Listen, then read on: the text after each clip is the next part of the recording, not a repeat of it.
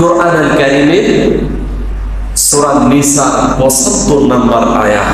কোন সূরা বলে? কত নম্বর আয়াত? ৭৫ নম্বর আয়াত। আল্লাহ রাব্বুল আলামিন এই আয়াতে বলেছেন ওয়ামা লাকুম, তোমাদের কি হলো। কে বলছেন বলেন? কাদেরকে বলছেন? আমাদের। আল্লাহ বলছেন ওয়ামা লাকুম, তোমাদের কি হলো, লা তুকাতিলুনা, কেন তোমরা সংগ্রাম করছো না, কেন তোমরা জিহাদ করছো না, ফি সাবিলিল্লাহ, আল্লাহর রাস্তায়। কথাগুলো কার? আল্লাহ বলছেন ওয়ামা লাকুম, তোমাদের কি হলো, লা তুকাতিলুনা, কেন তোমরা সংগ্রাম করছো না, কেন তোমরা জিহাদ করছো না, ফি সাবিলিল্লাহ, আল্লাহর রাস্তায়, ওয়াল মুস্তাদআফিন, ওই সকল দুর্বল লোকগুলোর পক্ষে, মিনার রিজাল ওয়ান নিসা ওয়াল ওয়িলদান, পুরুষ নারী এবং শিশু অসহায় যারা হয়ে পড়েছে তাদের পক্ষে কেন তোমরা সংগ্রাম করছো না। আল্লাযীনা ইয়াকুলুনা, যারা এই অত্যাচার নির্যাতন নিপীড়নের মধ্যে পড়ে যারা বলছে রব্বানা, হায় আমাদের রব, আখরিজনা, আমাদেরকে বের করে দেন, মিন হাযিহিল ক্বরিয়া, এই জনপদ থেকে। আল্লাহু আকবার।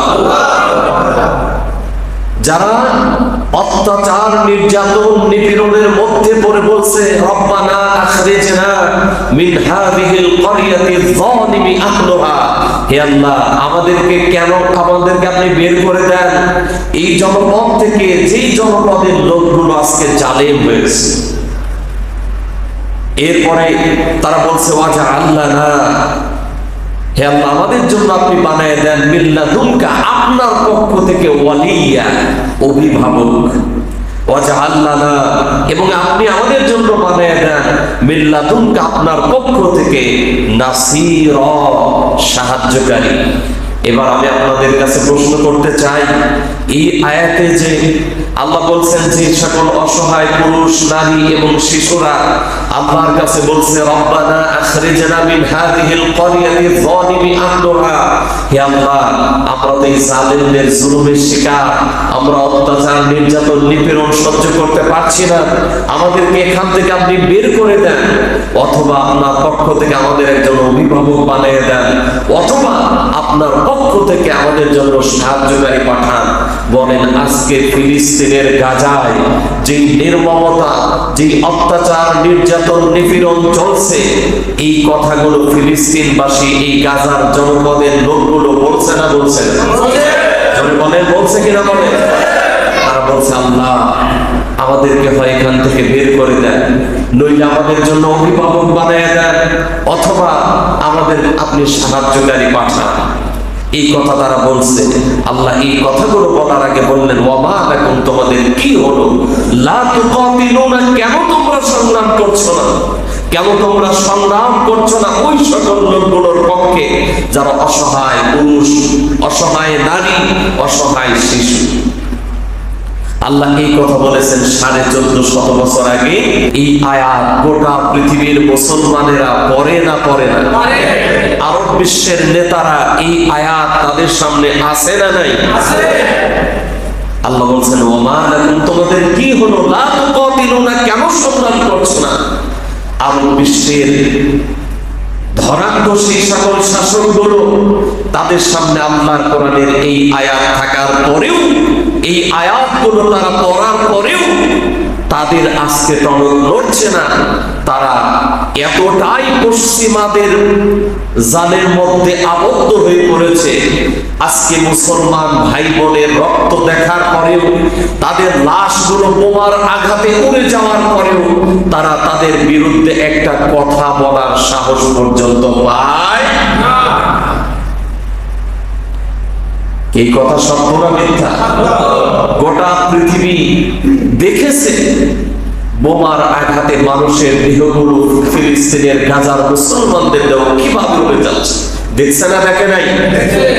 যার বিবেক আছে, প্রত্যেকটা হৃদয়বান বিবেকবান মানুষ কেঁদেছে এই দৃশ্য দেখে, ঠিক না বলে? আমার এই বাংলাদেশে আমার এই বাংলাদেশে আলহামদুলিল্লাহ মুসলমানদের পাশাপাশি হিন্দু, বৌদ্ধ, খ্রিস্টানরা পর্যন্ত গাজার এই মুসলমানদের পক্ষে, মাজলুমদের পক্ষে রাজপথে স্লোগান দিয়েছে না দেয় নাই?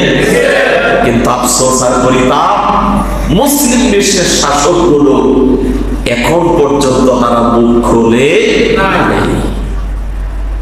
আফসোস, পরিতাপ তাদের জন্য। অথচ আল্লাহ রাব্বুল আলামিন সুন্দর করে আমাদেরকে জানিয়ে দিয়েছেন, তোমাদের কি হলো? তোমরা কেন সংগ্রাম করছো না, কেন জিহাদ করছো না, কেন লড়াই করছো না ওই সকল মানুষগুলোর পক্ষে যারা আজকে অসহায়? আপনারা দেখেছেন গাজা ছোট্ট ছোট্ট বাচ্চাগুলো তারা পর্যন্ত বিভিন্ন ভাবে বার্তা দিচ্ছে, নো ফুড, আমাদের এখানে কোনো খাবার নাই, নো ওয়াটার, আমাদের কাছে কোনো পানীয় নেই। অসহায় এই ছোট্ট ছোট্ট বাচ্চাগুলোর এই আর্তনাদ আজকে মুসলিম বিশ্বের নেতাদের কর্ণগহ্বরে পৌঁছাচ্ছে না। অথচ আমরা বিশ্বাস করি গোটা পৃথিবীর মুসলমানেরা যদি ঐক্যবদ্ধ হয়, কোন কাফের মুশরিক মুসলমানদের আঘাত করা তো দূরের কথা, তাদের দিকে বাঁকা চোখে তাকানোর সাহসও পাবে না। কথা ঠিক কিনা বলে? গোটা পৃথিবীর যত দামি দামি সম্পদ আল্লাহ দয়া করে মুসলমানদের পায়ের তলে দিয়েছেন। সুবহানাল্লাহ।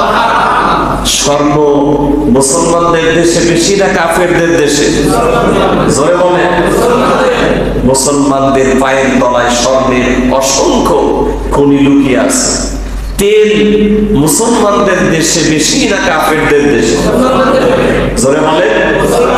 তেল ছাড়া একটা বোমা তারা ফেলাতে পারবে না বিমান চালিয়ে মুসলমানদের উপরে।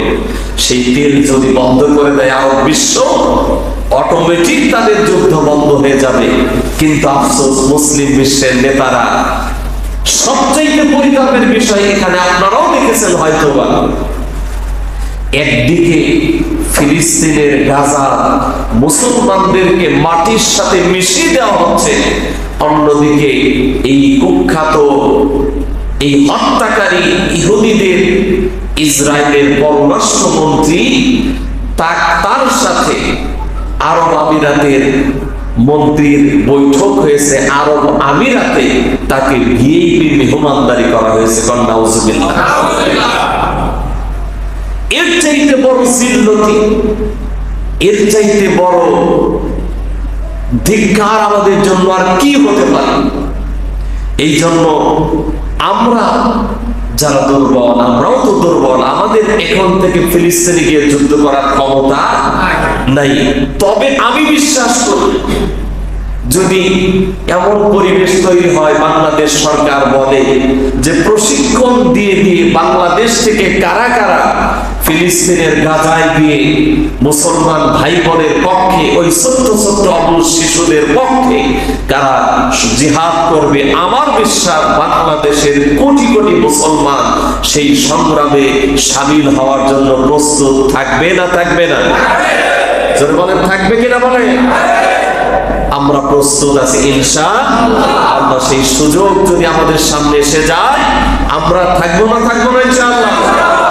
আল্লাহ যেন আমাদের এই প্রচেষ্টাকে কবুল করেন, বলেন আমিন।